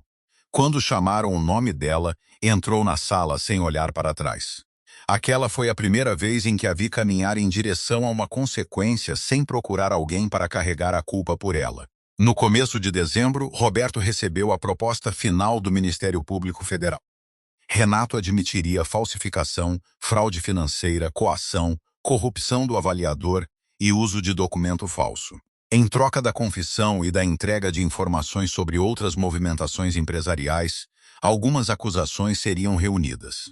A agressão na churrasqueira e a sabotagem dos freios continuariam sendo analisadas na esfera estadual. O vídeo original, o laudo da queimadura feito posteriormente e o relatório mecânico estavam anexados. Camila aceitaria condições diferentes: colaboração integral, reparação, serviço comunitário, acompanhamento judicial e proibição de administrar meus bens. A participação dela era real, mas a investigação demonstrara que Renato organizara a falsificação, contratara Álvaro e fizera a ameaça. Eu não pedi pena mais alta nem mais baixa para nenhum dos dois. Justiça não é uma ferramenta que se ajusta conforme o humor de quem foi ferido. Na terça-feira seguinte, Roberto enviou uma mensagem enquanto eu tomava café no Dequi. Renato Menezes foi condenado a 4 anos de reclusão em regime definido pela Justiça Federal, com perda dos bens ligados às fraudes. A empresa será dissolvida. O passivo de R$ 4.900.000 permanece vinculado ao imóvel e às obrigações assumidas na transferência. Terminou, Augusto. Li 2 vezes. Depois coloquei o telefone virado para baixo e segurei a caneca com ambas as mãos. Renato iria para uma unidade prisional federal. O automóvel importado, a cobertura, os ternos, o relógio que ajustava antes de apertar minha mão, tudo estava sendo retomado, bloqueado ou usado para pagar credores. Ele passara anos acreditando que compreendia a lei, os bancos e o dinheiro melhor do que um velho pedreiro vindo do interior. Ficou provado que confundia linguagem sofisticada com inteligência e pressa com poder. Sentei por algum tempo sem sentir triunfo. Senti o silêncio específico de quem carregou um peso por meses e, enfim, recebeu permissão para colocá-lo no chão. Camila chegou às 2 da tarde. Ouvi os pneus sobre a brita e fui até os degraus da entrada. Ela apareceu na curva do caminho usando um casaco escuro, simples e prático. O cabelo estava solto, o rosto pálido e sem a armadura social que usara por tantos anos. Parou ao pé da escada. O queixo tremia tanto que precisou apertar os lábios. Pai. A palavra saiu em pedaços. Eu não sei como começar. Comece pelo que é verdade. Isso sempre basta. Ela levou a mão à boca, tentou respirar e ergueu os olhos. Eram os olhos de Helena, vermelhos, cansados e finalmente honestos. Eu sinto muito. A voz se partiu. As lágrimas desceram depressa. Sinto muito por tudo. Por não perguntar se você estava bem enquanto sua mão queimava. Por ficar diante de todas aquelas pessoas e chamar você de egoísta. Por levar documentos para tomar sua vida.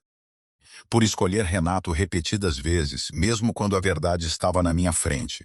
Pressionou as 2 mãos contra o peito. Você nunca deixou de ser meu pai, nem quando eu deixei de agir como sua filha. Minha garganta fechou. Os olhos arderam e eu permiti. Algumas dores precisam ser sentidas por inteiro para que deixem de controlar a pessoa. Desci os 2 degraus e fiquei diante dela. Por meses, eu a olhara como adversária, como risco e como lembrança de uma decepção. Naquele momento, vi a criança que Helena e eu trouxemos do hospital 39 anos antes. A menina que dormia na caminhonete voltando dos canteiros, com a cabeça apoiada no meu braço. Eu perdoo você, Camila, por tudo. Completamente. Ela soltou um som que não chegou a ser palavra. Os joelhos falharam e uma mão buscou o corrimão. Eu a segurei pelo braço. Camila agarrou meu antebraço com as 2 mãos, como alguém que passara tempo demais submersa. Ficamos assim por alguns instantes. Senti o peso dos meses mudar lentamente de forma entre nós. Depois me afastei, porque havia outra verdade que ela precisava ouvir. Perdão não é retorno, minha filha. O que existia antes não pode ser nosso destino. Você terá de construir algo real agora, não com meu dinheiro, não atrás da identidade de outro homem, com suas próprias mãos. Olhei diretamente para ela, como sua mãe fez, como eu fiz. Do chão para cima, um dia honesto de cada vez. Camila limpou o rosto com a manga e assentiu.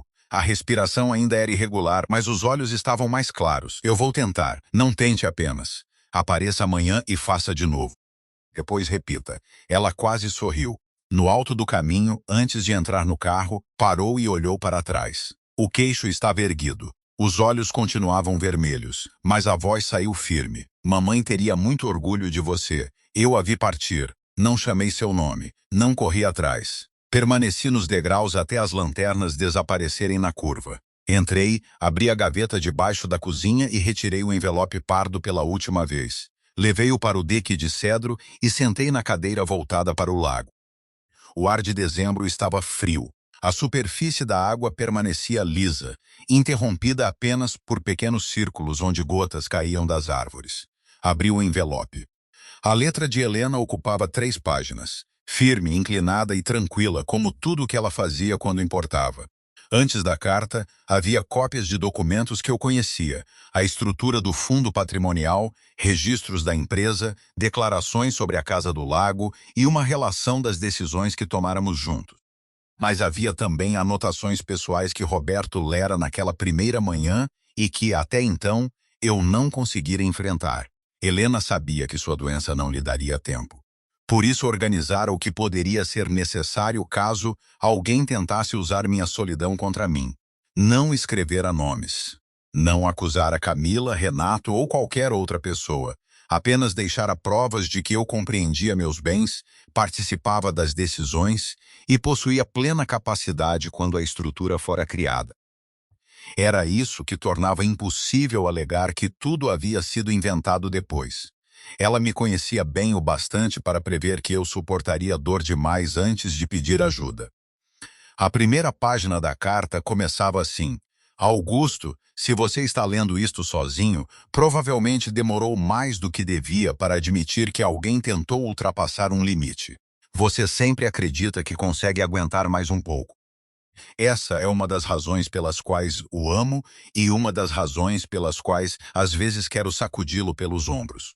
Sorri com os olhos molhados. Continuei. Não proteja a casa apenas porque nossas mãos a construíram.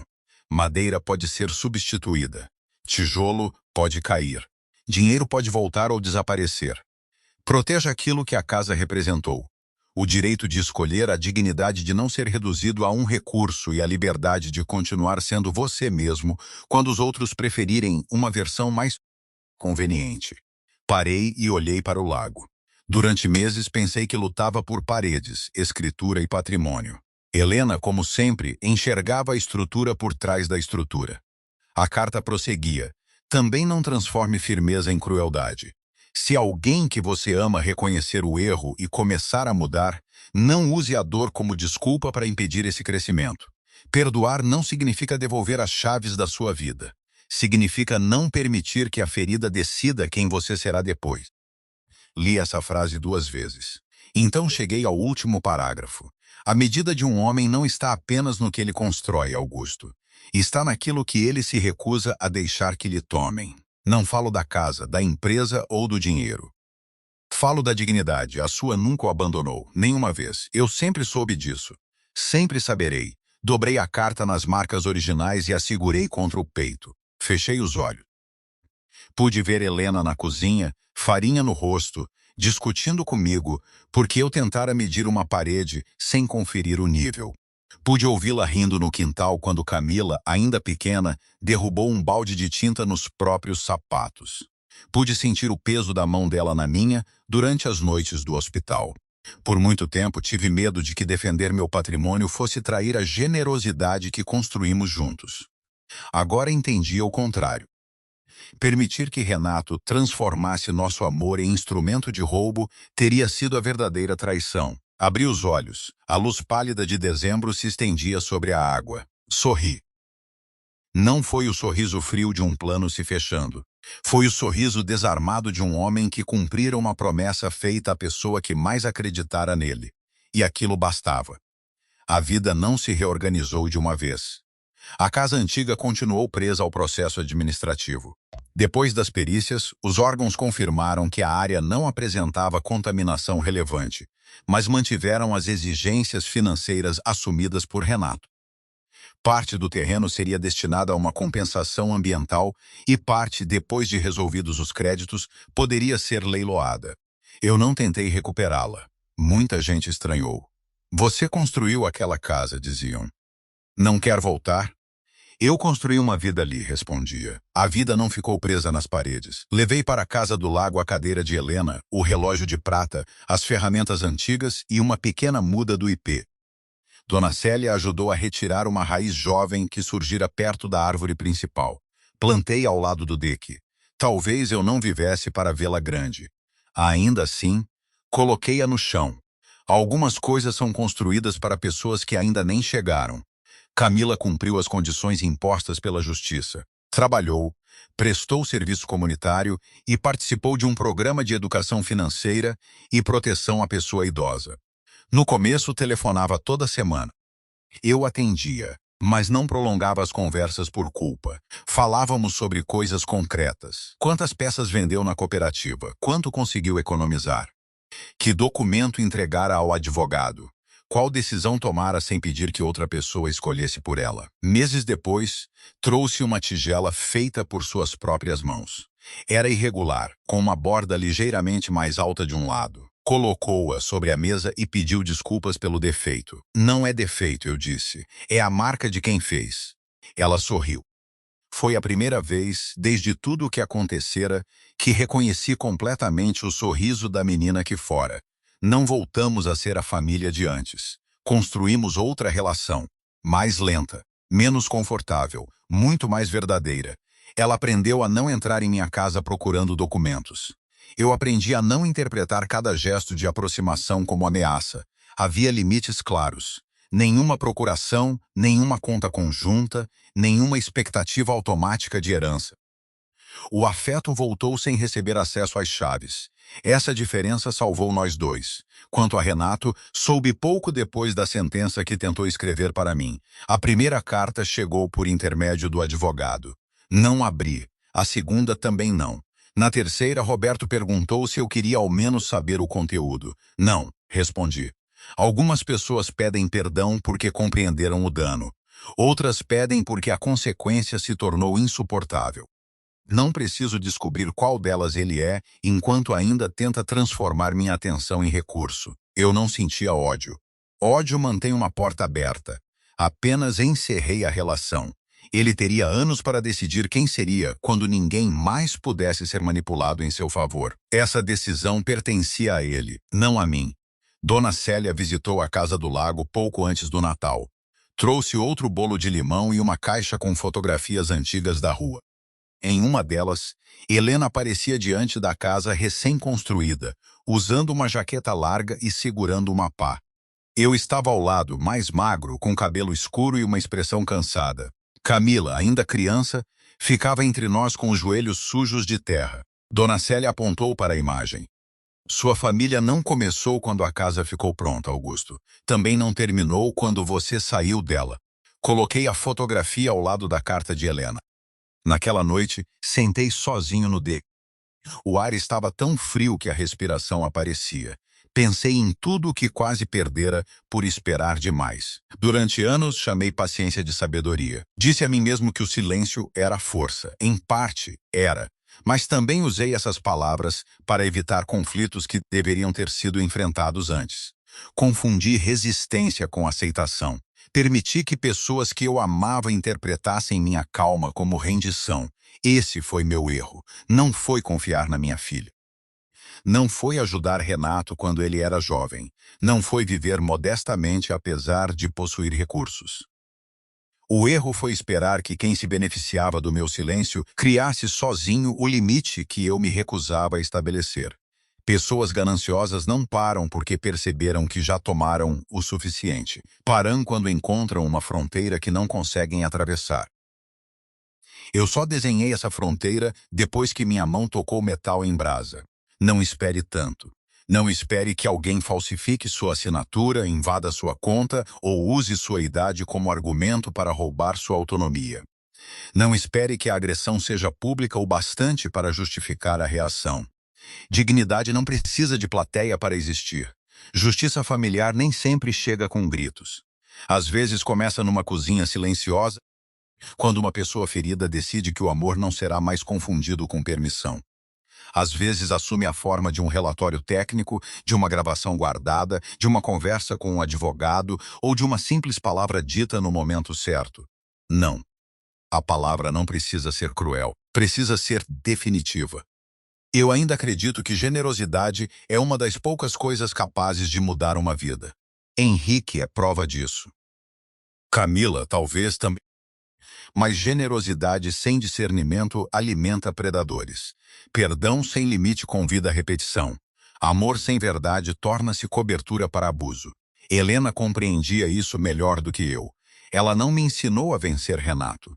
Ensinou-me a não permitir que a conduta dele definisse quem eu seria. Eu poderia ter usado a empresa, o dinheiro e os contatos para esmagá-lo logo no começo. Poderia ter criado escândalo, humilhado Camila em público e transformado a queda deles num espetáculo. Não fiz isso. Construí provas. Protegi o que precisava ser protegido.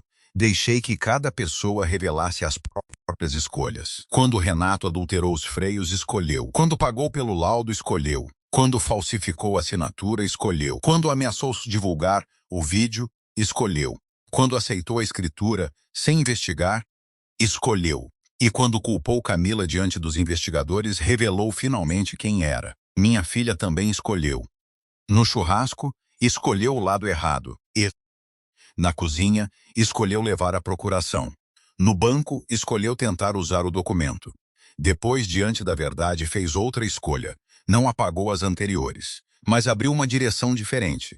É isso que significa responsabilidade. O passado não desaparece, mas deixa de ser desculpa para repetir o mesmo comportamento. Hoje, quando olho para a cicatriz na palma, não penso primeiro em Renato. Penso no instante em que entrei na cozinha, fechei a porta e compreendi que ainda podia decidir o que aconteceria depois. A queimadura não foi o começo da minha força. Foi o fim da minha tolerância ao desrespeito. Há uma diferença. Minha força existia muito antes. Em cada parede levantada, em cada folha de pagamento honrada, em cada noite ao lado de Helena no hospital, em cada oportunidade oferecida sem exigir aplauso. O que faltava era direcioná-la para mim mesmo. Muitas pessoas sabem proteger filhos, cônjuges, empresas e amigos. Poucas aprendem a proteger a própria dignidade sem se sentir culpadas. Eu levei 72 anos. Talvez esta história poupe alguém dessa demora. Se você reconheceu uma situação parecida, observe os sinais. A insistência disfarçada de preocupação. A pressa em conseguir assinaturas. A tentativa de isolar você das próprias decisões. O uso de culpa, idade, doença ou família como alavanca. Peça ajuda qualificada. Guarde documentos. Não assine o que não compreende. Não entregue poderes amplos por medo de parecer ingrato. E, acima de tudo, não permita que a pessoa que deseja seus bens seja a única a explicar quais são seus direitos. Foi isso que quase aconteceu comigo. Eu tive Osvaldo, Roberto, Henrique e Dona Célia. Tive as provas preparadas por Helena. Tive experiência suficiente para reconhecer uma negociação predatória. Nem todos têm a mesma rede. Por isso, quando perceber alguém sendo empurrado para fora da própria vida, não fique parado como os convidados no meu quintal. Aproxime-se. Pergunte se a pessoa está bem. Ajude-a a encontrar apoio. 15 pessoas viram minha mão queimar e nenhuma entrou na cozinha. Essa lembrança ainda dói mais do que a cicatriz. A violência de Renato foi responsabilidade dele. A omissão dos outros foi escolha de cada um. Aprendi que testemunhar em silêncio também constrói uma realidade. Às vezes, a realidade que protege o agressor. Dona Célia fez o contrário. Guardou a gravação, contou o que viu e não permitiu que a versão confortável substituísse os fatos. Uma única pessoa disposta a permanecer fiel à verdade pode impedir que 15 pessoas indiferentes escrevam a história errada. Na última manhã daquele ano, acordei antes do sol. Preparei café e saí para o dequi. A muda do ipê parecia pequena demais diante do lago, um galho fino sustentado por 2 estacas. Ajoelhei-me para apertar a terra ao redor da base. A cicatriz da mão direita repuxou, mas não doeu. Quando me levantei, o céu começava a clarear.